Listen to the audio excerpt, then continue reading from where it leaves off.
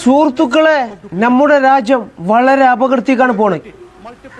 ഏകാധിപത്യ ഭരണത്തേക്കാണ് ഇപ്പൊ നീങ്ങിക്കൊണ്ടിരിക്കുന്നത്. അതിന് തെളിവടക്കം രാഹുൽ ഗാന്ധി കാണിച്ചു തന്ന ആരോപണങ്ങൾ.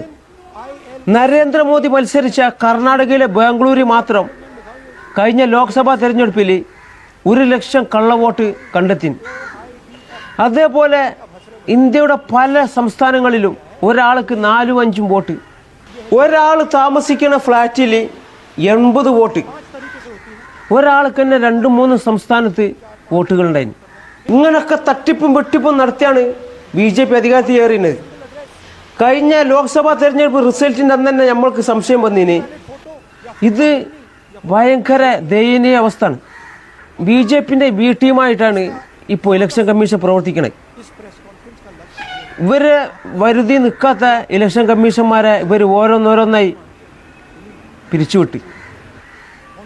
അമിത്ഷാ പറഞ്ഞതുപോലെ ഇനിയുള്ള കാലം മുഴുവനും BJP ഭരിക്കുമെന്ന് പറഞ്ഞ വെറുതല്ല.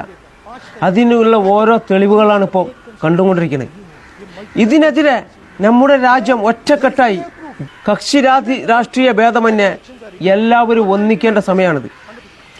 ഇന്ത്യ 2 ദിവസം കഴിഞ്ഞാൽ സ്വാതന്ത്ര്യദിനം ആഘോഷിക്കുമ്പോൾ ഒരു 2ാം സ്വാതന്ത്ര്യ സമരത്തിന് ഒരുങ്ങേണ്ട അവസ്ഥയാണ് ഇപ്പോൾ ഉള്ളത്. BJPക്കെതിരെ പ്രതിഷേധിക്കുന്ന എല്ലാവരെയും ഇവർ തുറങ്കിലടക്കുകയോ അല്ലെങ്കിൽ കൊല്ലപ്പെടുകയോ ചെയ്യണം. ഇപ്പോൾ നമ്മളെ നയിക്കാൻ നമ്മുടെ രാഹുൽ ഗാന്ധി ഉണ്ട്. ഇപ്പോൾ രാഹുൽ ഗാന്ധിനെ സപ്പോർട്ട് ചെയ്തിട്ടില്ലെങ്കിൽ ഇനി ഈ നാട്ടിൽ തെരഞ്ഞെടുപ്പിന് ഉണ്ടാവും എന്നുള്ളൊരു സംശയമാണ്.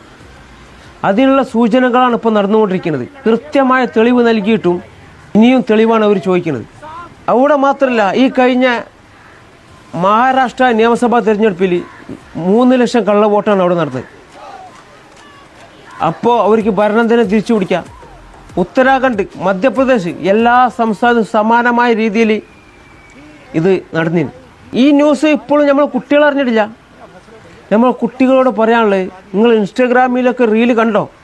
പക്ഷെ ഒരു 5-10 മിനിറ്റ് നമ്മൾ അന്നാന്ന് നടക്കുന്ന ന്യൂസ്, നമ്മുടെ രാജ്യത്ത് നടക്കുന്ന ന്യൂസ് നിങ്ങൾ കാണണം. യൂട്യൂബ്, ഫേസ്ബുക്കിലെല്ലാം കിട്ടും. ഇല്ലെങ്കിൽ നമ്മുടെ വീട്ടിലൊക്കെ പത്രം വരുത്താനുള്ള സംവിധാനം നിങ്ങൾ ഒരുക്കണം. വൈറലാവുന്ന വീഡിയോ നമ്മൾ ഇൻസ്റ്റാഗ്രാമിലും ഫേസ്ബുക്കിലും ഇതിലെല്ലാം വരുള്ളൂ. അതേ സ്ഥാനത്ത് നമ്മൾ അന്നാന്ന് നടക്കുന്ന കാര്യം അറിയണമെങ്കിൽ പത്രം തന്നെ നോക്കണം. ഒരു 5-10 മിനിറ്റ് അതിന് നിങ്ങൾ ചിലവഴിക്കണം.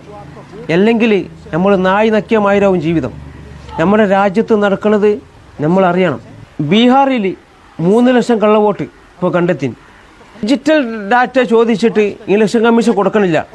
അങ്ങനെ രാഹുൽ ഗാന്ധിക്ക് ലക്ഷക്കണക്കിന് വരുന്ന പേപ്പർ കെട്ടാണ് കൊടുത്തിന്.